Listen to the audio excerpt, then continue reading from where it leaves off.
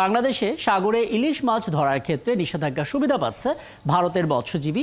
বাংলাদেশের এই নিষেধাজ্ঞার সময় ভারতের পশ্চিমবঙ্গের উপকূলে বেশি ইলিশ ধরা পড়ে, ফলে বাংলাদেশের ভরা মৌসুমে ইলিশ কম ধরা পড়ছে বলে মনে করছেন এই দেশের মৎস্যজীবীরা। বাংলাদেশে ইলিশের প্রজনন মৌসুমে নিষেধাজ্ঞায় সাফল্য দেখে ভারতও মাছ ধরার ক্ষেত্রে নিষেধাজ্ঞার বিষয় চালু করে। এটি 2018 সাল থেকেই চলে আসছে। বাংলাদেশ এবং ভারতের মৎস্যজীবীদের মাছের উৎস তো একই, তাই এক অংশে যদি মাছ ধরা বন্ধ থাকে এবং অন্য অংশে মাছ ধরা হয় তাহলে মাছ সেখানে বেশি ধরা পড়বেই, এটাই স্বাভাবিক। তাই নিষেধাজ্ঞার সময়টি কাছাকাছি না হলে বাংলাদেশের জেলেরা ক্ষতির মুখ দেখছে বলে দাবি এর সাথে সংশ্লিষ্ট সবার।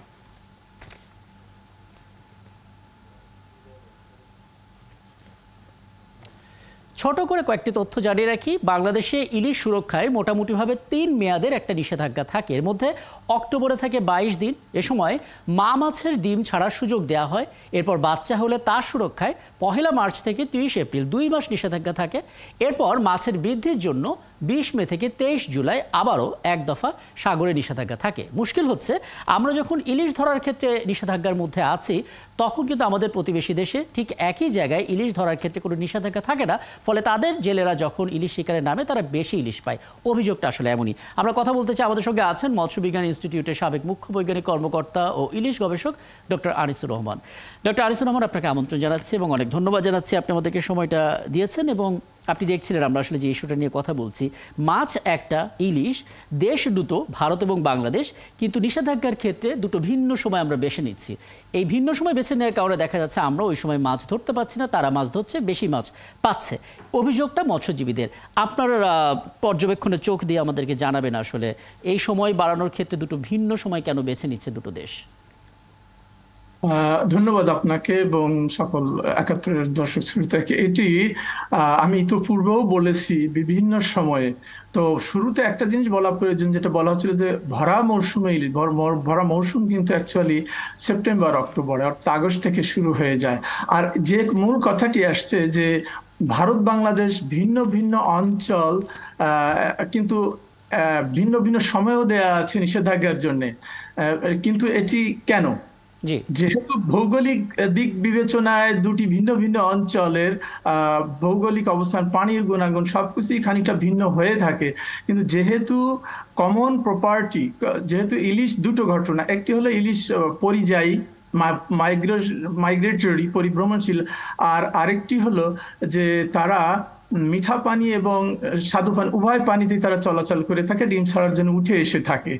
এখন বাংলাদেশে যে সময়টা নির্ধারণ করা আছে এটা কিন্তু অনেক গবেষণার প্রেক্ষিতে, আমি নিজেও 33 বছর যাবত এই ইলিশ নিয়ে গবেষণা করে এসেছি এবং বাংলাদেশ হলো মোর দ্যান 80% আমরা পেয়ে থাকি এবং স্টেক হোল্ডার এটা অনেক চিন্তা ভাবনা করে গবেষণার ফলাফল হিসেবে সময়টা নির্ধারণ করা আছে।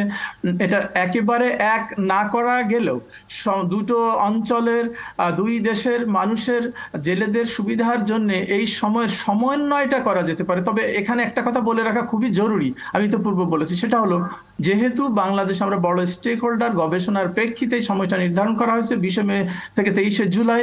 এই সময় আমাদের দেশের সমুদ্রের বাণিজ্যিক গুরুত্বপূর্ণ অনেক অন্যান্য মাছ প্রজনন ঘটিয়ে থাকে, তাদের বড় হওয়ার অঞ্চল এটি। তো আমাদের সঙ্গে বা ভারতের এই সময়টা একটু তাদের সমন্বয় করে নেওয়ার প্রয়োজন আছে এবং এটি বর্তমান সময়ে অনেক আলোচনার পরে বর্তমান আমাদের যিনি সচিব মহোদয় আছেন সুন্দরভাবে উনি কথাটি তুলে ধরেছেন যে আবহাওয়া জলবায়ুগত পরিবর্তনের কারণে অনেক কিছু পরিবর্তন হয়ে থাকে, সেগুলিকে বিবেচনায় রেখে দুই দেশের এই কমন প্রপার্টি অঞ্চল এই জায়গাটাতে যাতে যে সময়ের পার্থক্য আছে এটাকে একসঙ্গে বসে যদি সমন্বয় করতে পারা যায় সেটি বোধহয় ভেবে দেখার এখন সময় আসছে। আমরা হয়তো বুঝতেও পাচ্ছি যে ভেবে দেখার সময় আসছে, কিন্তু কাজটা কি কঠিন না? মানে তাদেরও তো মতামতের প্রয়োজন আছে, তারা যদি একমত না হয় সমন্বয় করাটা তো জটিল হয়ে যাবে। সেক্ষেত্রে কি পরামর্শ থাকবে? অবশ্যই পরামর্শ আছে। আপনারা দেখবেন হয়তো বা 28 তারিখ আজকে প্রথম আলোর একটা পত্রিকাতে অনেকটা বিস্তারিতই এসেছে, আমার বক্তব্য সহ আমাদের দেশের কান্ট্রি ডিরেক্টর সেও বক্তব্য রেখেছে যে এটি একটা যৌথভাবে বসে এটি করা প্রয়োজন। তো যেহেতু আলোচনার প্রেক্ষিতে এটি উঠে আসছে এবং একটা কথা আসছে যে আমার অঞ্চলে কম আসছে এবং ভারতে বেশি আসছে, যেহেতু সেখানে নিষেধাজ্ঞা নাই ধরছে, এই জন্য সেখানে বেশি তারা পাচ্ছে, এটা ঠিক। আরেকটি জিনিস লক্ষ্য করবেন যে বড় বড় ইলিশা কিন্তু এখন আসছে, পত্রিকার নিউজেও আসছে, শুধু মুখের কথা না, আমরা বাস্তবে মাঠে দেখতে পাচ্ছি।